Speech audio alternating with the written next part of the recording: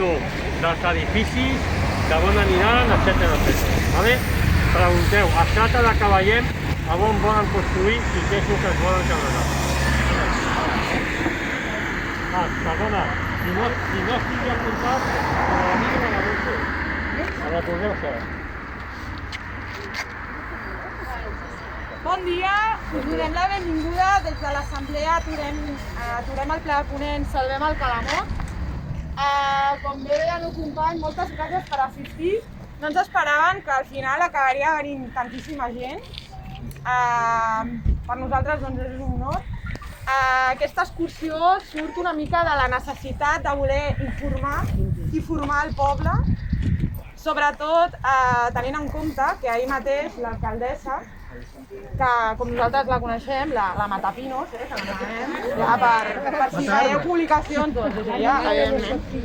Doncs bé, la Matapinos, que va venir ahir amb uns quants autobusos carregats de premsa i va començar ja a anunciar aquest meravellós pla de Ponent, que sempre tan cofòlia, tan satisfeta, sempre va xerrant. Aleshores, per nosaltres, avui també és doblement clau perquè és el dia següent i bé, davant d'un poble que està format, informat, conscienciat i lluitant, doncs la por la tindran seguríssim, d'acord? També, com deia el company, sisplau, qualsevol dubte, qualsevol pregunta, tenim aquí tota la informació. Tenim molta informació, per tant, bé, farem les explicacions bastant amenes, dinàmiques, i bé, qualsevol dubte, doncs, amb alçada, tothom escoltant o bé ja en petit comitè, d'acord? Aleshores, el recorregut, aquí ara farem una miqueta la introducció, els punts generals de què és el que estem reivindicant i què passa, i començarem a fer una ruta circular que si calculem que 2 hores i mitja aproximadament, d'acord? I a tal ruta començarem aquí darrere els bombers, pararem a una bassa, seguirem pels vivers abandonats, tirarem cap a la riera Canyars, després anirem per Can 4, veurem els roures que estan protegits, explicarem. Després seguidament passarem per Can Rosés, anirem a la cisterna romana, d'allà a la Pedrera i a l'antiga fàbrica, que està tot això abandonat, aquesta zona d'aquí. I després ja finalment l'última parada serà a les coves, explicarem què és el que hem fet i quina tradició cultural hi havia aquí. I ja acabarem un altre cop aquí els bombers clausurant, d'acord? Sí? Una pregunta fins aquí? Per cert, farem a la parada dels roures farem un petit esmorzar i descans d'uns 20 minuts. Més avui el temps acompanya per descansar, perquè ja us dic, hi haurà bombers d'informació una mica brutal, sobretot per aquesta gent que no acaba de conèixer la història, d'acord? I també temes més tècnics d'espècies, de biodiversitat, també pregunteu-me el que vulgueu perquè porto llistes, Anomenarem unes espècies, però bueno, per no fer-ho massa pesat, d'acord? Aleshores, comencem. Més o menys sabeu què és el pla de Ponent? Sí? Bé, és una estafa majúscules, efectivament. El pla de Ponent és una macrourbanització de 200 hectàrees de sòl. 200 hectàrees. Aquesta macrourbanització la ubiquem des de la carretera de l'Abocador, des d'aquesta rotonda, que va cap a la Sentiu, passant per tota la riera Canyars, que ens situarem al punt on des de llavors veurem ja tota la ubicació dels edificis més alts i més monstruosos de tot aquest macroprojecte. Després, la part de baix toca a la carretera 245 i res, ja fins aquí, ja els primers edificis tenim el Mercadona, bé, tot aquest barri de Can Ribes que ja han començat malauradament a construir, d'acord? Aleshores, digue'm. Perdona, la urbanització no té agafa de l'altra banda de la carretera 245? No, allò és un altre projecte. És que en tenen 4 projectes en ment aquesta gent. Però aquest és el projecte més gran i que ja malauradament ha començat. Aquest projecte és dels més grans, per no dir el més gran de tot el Baix Llobregat, però un dels més ambiciosos de tota Catalunya. D'acord? Aleshores, aquesta urbanització preveu l'obertura de 4 barris, Canyars Nord, Canyars Sud, Can Ribes i tota la part de baix, com es diu el barri? Horta. Horta, Horta, cap a baix. Sí, clar, nosaltres a Barcelona. Quatre barris més 20 equipaments municipals, dels quals serien factors educatius, el CAP, no? Per tant, sanitari, educatiu, cultural, etc. Però són 20 equipaments. I a més, meravellosament, un d'aquestes edificacions és un hotel de luxe, on tenim la hípica internacional. De fet, ja aquesta setmana sabem que l'Ajuntament ja ha anat a parlar amb aquesta gent i ja, doncs, malauradament, suposo que ja per començar a fotre'ls fora, però tinguem-ho present.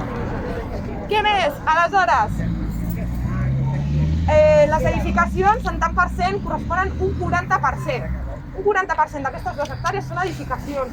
La resta, bé, ens diuen, ens venen, com sempre dic, ens venen la moto, que són parcs urbans, però bueno, perquè tinc una idea què pensa parc urbà. O sigui, només cal que ens fixem en el Mil·lenni o en aquest camí, que no sé per què l'han obert tan ample, tan gran, i a més amb sorra, no?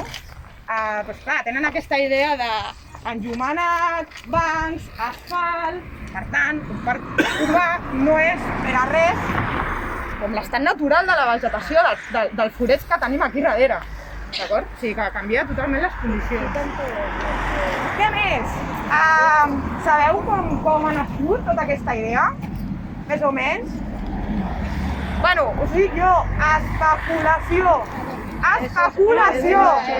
de polítics, empreses i amiguismes. Vale. Què va passar? Aquest projecte naix cap allà el 1993, O sigui, és bé antic. Què va passar amb aquest projecte? Bé, doncs tenim el nostre amic de sempre, Felip Massot, per qui no sapigueu qui és, un dels promotors de Vertis, aquesta empresa immobiliària que el que ha fet les darreres dècades ha sigut comprar tots els terrenys que ha pogut edificar, d'acord? O sigui, ve ja de lluny. Aleshores, a partir d'aquí, màgicament, tots aquests terrenys que van anar comprant no eren urbanitzables, però màgicament van esdevenir-ho. Com ho sabem això? Doncs el que us deia, amiguismes. Amiguismes als ajuntaments sobretot. Tenim sentències als tribunals de tots aquests processos il·legals d'especulació i de construccions amb irregularitats. Vull dir, és que hi ha proves moltes, d'acord? I bé, tenim llavors que són grans inversions públiques en construccions d'habitatges a punta pala les darreres dècades, d'acord? Aleshores, en aquest context, què va passar? 2008. I què va passar el 2008? Crisis. Aquestes terres van passar a mans de l'Estat, van ser expropiades. L'Estat, en lloc de dir, vale, va, anem a fer alguna cosa de profit. Error. Què va fer? Les va malvendre a un fons voltor anomenat Cronos. Per qui no sàpiga què és un fons voltor, són aquests que es dediquen a comprar els terrenys a preu baix, preu de saldo, i després, quan es reactiva el mercat, doncs ja ho ven i ja aquí fa el negoci. Cronos, aquest Cronos que tenim aquí, no és d'aquí, tenen seu a Luxemburg, d'acord? Creieu que aquesta gent de Luxemburg, que està forrada, tindrà en compte el que volem, les nostres necessitats? No, para nada, Para nada. Per tant, és feina nostra reivindicar el que és nostre, A més, dir-vos que aquestes construccions, que sembla que tenen tanta pressa en ja començar a construir, clar, ells tenen una part del terreny, que si no m'equivoco eren un 50%, no sé, bueno, un tant per cent, Clar, la resta d'infraestructures, com per exemple obrir carrers, l'enllumenat, passar el telèfon, el clavegueram, tot això és que sortirà dels impostos dels gabanencs i gabanenques. Vull dir, i crec que en context, com estem ara mateix, no toca, No toca, desviar diners cap aquí. Vale. Bé, argumentant tot això, què és el que estem reivindicant nosaltres? Doncs tenim diverses vessants. La primera és la mediambiental. Nosaltres, tal com coneixem això, creiem que ens proporciona una sèrie de serveis ecosistèmics molt importants. El primer és el recanvi d'aire, oxigen, sobretot davant aquesta emergència climàtica en la que ens trobem. D'acord? Per altra banda, la terra, les arrels, la vegetació, davant de fenòmens com el Glòria, on plou tant, necessitem terra que absorbeixi, que infiltri tot aquest excés d'aigua i tiri cap a baix els perfils edàfics. Si posem asfalt a tot arreu, l'únic que afavorirem serà escorrentia i acabarem inundant les zones més baixes del poble. Què més? Fixació del sol amb grans ventades, com també pot ser el Glòria. Se te'n va. Les plantes fixen el terra. Què més? El corredor biològic. A la següent parada hi parlarem. Què és el corredor biològic? El corredor biològic, senyores i senyors, el tenim aquí, intrínsec. No el construiran. Aquí estem en un joc de corredor biològic. Les espècies van del delta al Garraf i a la inversa. D'acord? El trànsit majoritari és de dalt a baix. D'acord? Què més? La sobrecàrrega de la riera de Canyars, també ho veurem. Hi ha problemes de vessaments d'aigües fecals. Si posem 5.000 habitatges que calculem que podrien ser 15.000 persones més, és que literalment tindrem caques no allà baix, sinó aquí. És que literal, literal, no és cap broma. Què més? El patrimoni històric i cultural. També veurem totes aquestes runes que tenim aquí i tota la nostra història. De debò volem, com per exemple, visualment, el castell de Castelldefels, emblema de la ciutat rodejat d'un pàrquing i de grans blocs? Voleu que passi el mateix amb el nostre port romà que tenim aquí? Evidentment que no, perquè estan jugant amb la nostra identitat. Què més? Mentides, les mentides, que sempre ens venen la moto. La primera, Gavà no necessita tants habitatges. Ja en tenen d'habitatges, però estan en mans equivocades, estan especulant. Per tant, ens estan venent la moto.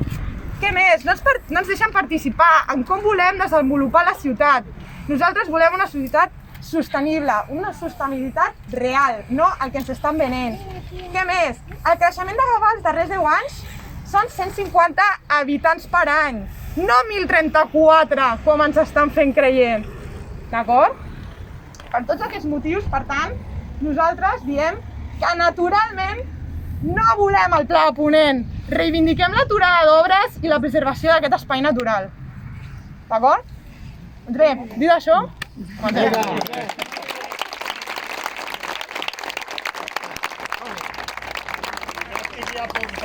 Que s'han apuntat les llistes per tema Covid i això, recordeu de guardar les distàncies.